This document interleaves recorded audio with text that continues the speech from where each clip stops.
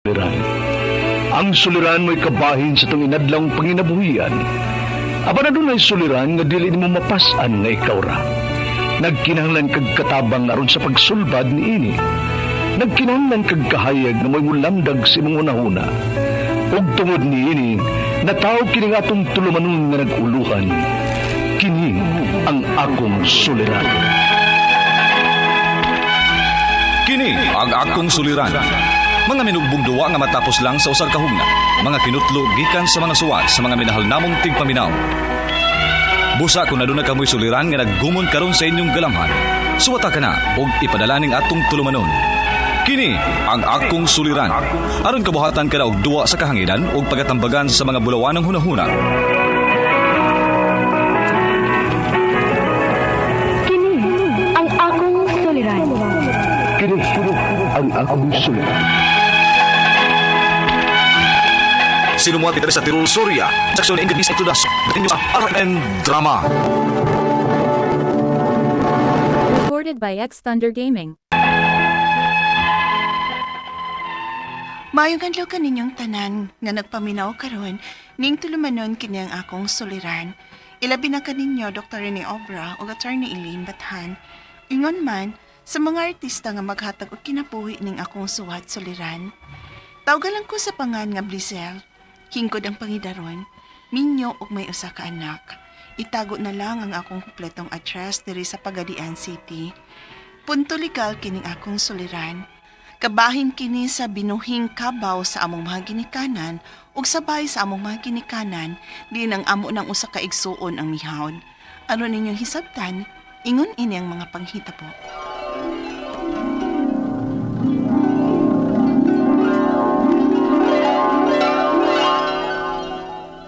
Ay, Pa? Naginuktok naman sa kadinhigod. ikapoy lang ko. Naghuna-una na sad kang mama, no? Pa, maginahina na lang tagdawat, good. Ngawa na gid si mama. Nga nag-una lang siya nato. Pero at least, wa na mag-anto si mama siyang sakit. Sakit na unaon. Wala ko'y katambayayong sa pagkatiman sa akong uma. Dini sa bahay. Mukaan ang akong trabaho unon kung naas mama di mo. Kay kung madugay ko sa uma, si mama man di mo dayon, mo'y bahalang mubalhin sa mga hayupan. Naikabaw na to ay nagdiwang na. Wala yun matiman kaayo. Kay sa buhi patos mama ninyo, kugihan ka ito nga manguha og ilaw ana. Kugihan ka ito mangumpay. Pero karon, labi na kay senior na ko. Di na ginako madaang tanan sa pagtrabaho ug ang pag-atimanan ng kabaw ug uban pa mga hayop. Kung niya pa lang sabunta mis dool pa, makatabang-tabang yun unta minimo. Pero unsaong medyo layo masadang amo sa kumbana, good. Pero sige lang pa, maningkamot kong matag si Mana, makaanhi o makalimpyo-limpyo mi din hispay. Magpuli-puli lang unya mi, kay unong baya mi inyong mga anak. Ayaw na eh. Atiman na ang inyong pamilya.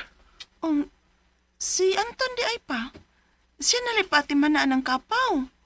Ulitaw pa baya na siya, o niasab ni mo. Baw ka na bitaw ng batanon. Ulitaw, magisigi sa glaag. Pas mo nga itong mga hayupan.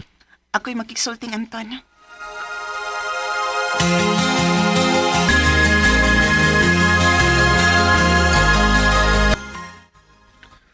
Ako mag-usahay ang matiman sa kabaw kung sukad nga nawa si mama. Mayo day hinuon. Pero ayaw anang usahay lang ni mo at timanon ang mga hayupan. Ilabi na ng kabaw dong Anton. Tultulag yun na ba? Aron di na mabalakas papa. Di kay itugway lang na nimo kung ganahan ka. O lagi, ako'y atiman sa kabaw. Pero kanang uban ka ng mga kanding ug mga manok, ipapaligal ng papa, oy. Di na ako madagatiman. Unsa? Hasol kinatiman nun ti. Di na ako kalaaga na. Anton?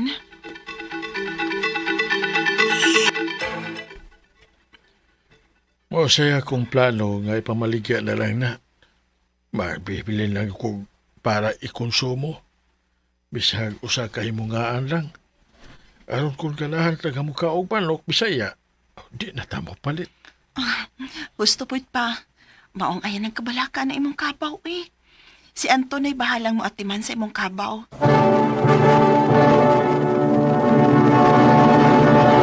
Recorded by X Thunder Gaming. Nahilo na ng among huna-huna nga mitando ng among usa ka igsuon nga maoy mo atiman sa kabaw sa among mga ginikanan human mamatay ang among inahan nga maoy kaabag yun ni Papa sa pag-atiman sa among mga hayupan. Hangtod nga nagsigi og panganak ang kabaw nilang Papa. Og matag panganak, ibaligya sa kong igsuon nga dili mo hatag namo og bahin. Unya, Tiblisel, mayo kay ni Aka Anton. Nasuroy ka. ang nakadungog mo kong istorya nga, lain man kuno mo nga, wa ko mananghid ninyo nga nagbaligya ko sa mga anak sa kabaw ni Papa. Respeto na lang pod Anton, oy. May mga igsuon gud ka. Magpahibaw gyud unta ka nga mamaligya ka sa kabaw sa tumagi ni kanan. Oh, mao ba te? Oh, mao ni adi ko te, magpahibaw ko ninyo nga, ibaligya ko na sa pangikatulong anak sa kabaw. Unsa? Ingon man mong, kinahanglan ko mananghid. Oh, kuan sab. Kaduha naman kang nakabaligya sa kabaw ni Papa. Nga wa ka mamahi na mong mga igsuon sa halin no. Unta ni ikatulo ba? Muhatag sa unta ka na bahin, uy. Ha? Muhatag di ko te nga ako may nagatiman sa kabaw. Huwag ako ba dyan nagtugwa sa tong kabaw? Siyempre, igsuon gud ta. Sige. Ako ingon sa Papa. Kiwa maguna ako ang tanang halin te. Tuwa man sa ni Papa. Oy, nas Papa ha. Nga mangayo sa taon migbahin sa halin sa kabaw.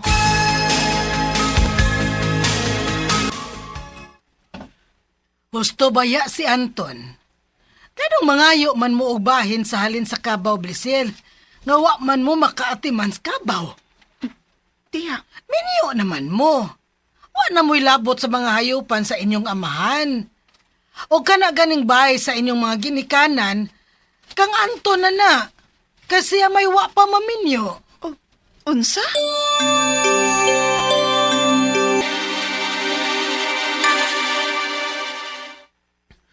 Tiblisel, nahalin ang kabaw. 40 mil ang pagkahalin og niya mong bahay no. 2,000. Ha? 40,000 ang pagkahalin sa kabaw niya, 2,000 rin mo ihatag nako? Mo ingon ni Papa. Nga 2,000 ra kuno mong ako mga igsuon. Unsa?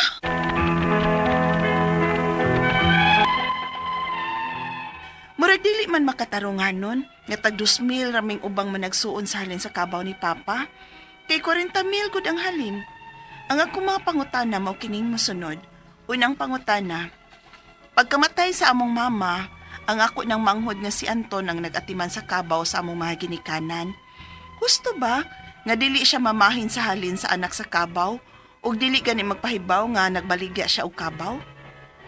Ikaduhang pangutana, sa ikatulong anak sa kabaw, amo na siyang giingnan nga mananghid sa pamo kung magya siya kagbahin kung ang pagkahan sa kabaw, pero gihatagan ramig tag 2,000 kay mao kunoy ingon ni Papa. Gusto ba gud? Ikatulong pangutana, unsa may among buhaton aron nga matarong na muog bahin ang halin sa mga hayupan sa among mga ginikanan? Kay murag mas nakapabor man ang ulitaw namo nga manghod. Ikaupat og katapusan, kung simba ko mamatay sab ang senior namong amahan, husto ba nga siya lang ang manag-iya sa bahay sa among mga ginikanan kay siya'y ulitaw pa og ipon pa siya ni Papa? Palihog, tabangyog tambagi ko, kini ang akong suliran, Blizel. Mayong adlaw mga suking tigpaminaw kini si Attorney Elaine Bathan og ako karong adlaw ang muhatag ninyo og tambag, tubag, solusyon, kalinawan sa inyong mga pangutana, mga problema na may punto, legal, personal, mga pangutana nato kabay sa atong mga love life, sa ato ang kapikas, sa ato ang mga giagian in life, sa ato ang mga problema agoy ipada ng inyong suwat sa suliran_612@yahoo.com or sa ato ang Facebook account nga kini ang Akong Suliran Official Writers Page. Pwede sad atong ipadala sa 3rd floor Jose R. Martinez Building, Osmeña Boulevard, Cebu City. Lain-lain, klase-klaseng pamaagi guys kung unsaon ninyo pagpadala ang inyong mga suwat o mga suliran. Diri namo ang importante, kompleto ang mga hinungdan, sinugdanan, anang inyong mga pangutana o mga problema, ha? And, of course, don't forget to like and follow sa ato ang Facebook account for real live updates o pagpaminaw pod sa ato ang mga nagkalain-lain nga programa sa ato ang stasyon DYHP. Sugod pa sa programa ni Attorney Rufil Banyok hangtod sa ato ang mga drama, especially kini ang akong suliran ato sa nang madungog sa radio frequency sa RMN Networks. Dili lang diri sa Cebu kay 612 kundi sa mga nagkalain-laing bahin sa atuang nasod. Please also don't forget to like and follow Elaine Tantengco Bathan and my official Facebook page nga Attorney Elaine Tantengco Bathan for more updates about me, no? And sa tanang mga musuwat, please guys, mahangyo lang yun mi at isa kini ang akong suliran official writers page. Landry Montero Baliado, thank you for your message. Also to Vlad Potin, thank you kayo for sending direct messages. To Reza Panta, Anesita Lapa Dakoy, kumusta mo din ha? Thank you for always sending messages. And also to Mika K. Rojo, no? Ato ang avid fan and avid listener, no? Next, ang ato ang letter sender karong adlaw guys, taga Pagadian City. Gipadani niya sa kini ang akong suliran official writers page ug ato siyang tawgon sa pangan nga si Blazil. Hingkod ang pangidaron, minyo na usa ka anak, di na to isulti ang iyahang tinuod address. Taman das Pagadian. Pagadian is a very beautiful city, no? Dinha dapit sa Zamboanga. Unya, legal man ihang pangutana, of course, Attorney Elaine, ang mutubag ani, naa silay, buenohi nga kabaw, no? Sa iyang mga ginikanan, ug sa balay sa iyang mga ginikanan, family dispute kay na may usa ka igsuon, nga naghawd-hawd, nga maunay kanang nangusog, no? Unsay tawag ani nya ang pagbahin-bahin murag wa na nagkaangay-angay. So unang pangutana, pagkamatay kuno sa ilahang mama ang iyahan ng manghod nga si Anton ang nagatiman sa kabaw sa iyang mga ginikanan. Husto ba nga dili siya mamahin sa halin sa anak sa kabaw ug di gani magpahibaw nga nagbaligya siya kabaw agoy. Well, cattle, kaning mga cattle in English ani cattle man ni, no? Kaning cattle family, kabaw, baka, kanding, kani sila, property baya gihaputangan, baya gihapon ni. Kay ang things, pwede baya or properties, pwede baya living or non-living thing, no? Kaning property, gamit man ni sa ato ang pag-umah, no? Pagpanginabuhi. Now, kung ang tag-iya ani inyong ginikanan, of course, ang mubanos ana, kamug yung manag-igsuon, ang mga nahabilin eredero. So, dili gyud pud na pwede nga siya-siya lang or mapunta niya kung kabaw mo og nasayod mo tanang mga manag-igsuon nga kanang kabaw ang tag-iya ana kamo inyog yung inahan. So therefore kamo may nanunod makiangayon unta no ang mga desisyon bahalag siyay mo. At timan ato siguro kung mahimo pod nga iya pong inon ididak lang ba kay basin pod nga siyay nagpakaon, siyay naggasto, no? Nag-maintain. Oh, of course, na amang yun na expense, pwede mag-atong i-factor in nga, i-deduct na ko, nya, siguro, pwede hangyo nga patubuan lang po na ko gamay, kay ako may mas naghago, basin pwede pag-ingon ana. As long as fair, patas, open, and transparent ang inyong panagstorya, no? So, murag, dili good pwede, ha? Of course, na may equal share gihapon ana. Ikaduhang pangutana, sa ikatulong anak sa kabaw, agoy, amo na siyang giingnan, nga mananghid sab mo kung magbaligya siya ug hatagan migbahin. 40,000 ang pagkahalin sa kabaw pero gihatagan naman mig 2,000. Kay mao kuno ingong papa husto bagod adili pod. Kay wa may last will and testament si papa nga ang kabaw iyaha, no? So kinahanglan makiangayon gyud. Kato based on that, no, dili man sad gyud pwede like I said nga equal mo tungod kay kung naan niyang kabaw siya gamantener siya nagasto. So, i-appeal na nato sa kwinta kung pilay nagasto nato, no? Kay para ma-healthy ang pagpanganak, no? Kay gamon man gyud na naman yung mga vitamins ug ipakaon niya siya man kahining gasto ana, then i-deduct to.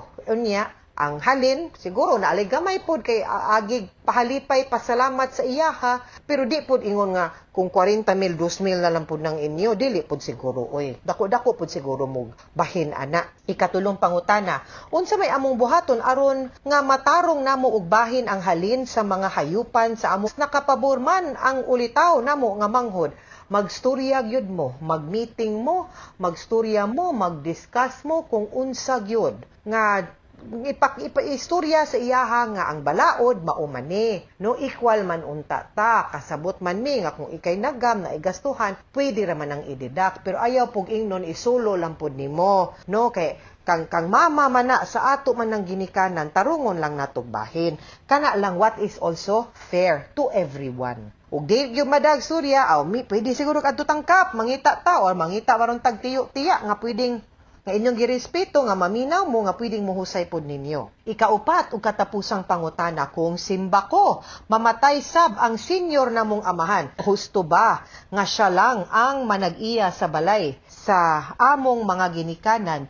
Siya'y ulitaw pa ug ipon pa siya ni Papa aw dili pod no as long as wa gyud na napunta siya iyaha solely makiangayon gyud ug dapat gyud nga equal ang inyuhang sharing ninyong mga managsuon. Dili pwede nga naay mulabaw kay sa ato ang balaod shares sa mga iridero or mga tagtungod equal man. So, dili pwede nga mulabaw ang usa ninyo. Okay? Mga suking tigpaminaw, hinaot unta nga namoy nakutlo na pagtulunan karong adlaw. Kini si Attorney Elaine Bathan. Daghan kaayong salamat sa inyong pagpaminaw sa atong tulumanon. Hangtod sa sunod nga sugilanon, dinhi gapon sa tuwang programa, kini ang akong suliran. Gikan sa RMN Production Center, Radyo mo Nationwide. Tataka Remen, daghang salamat o maayong adlaw.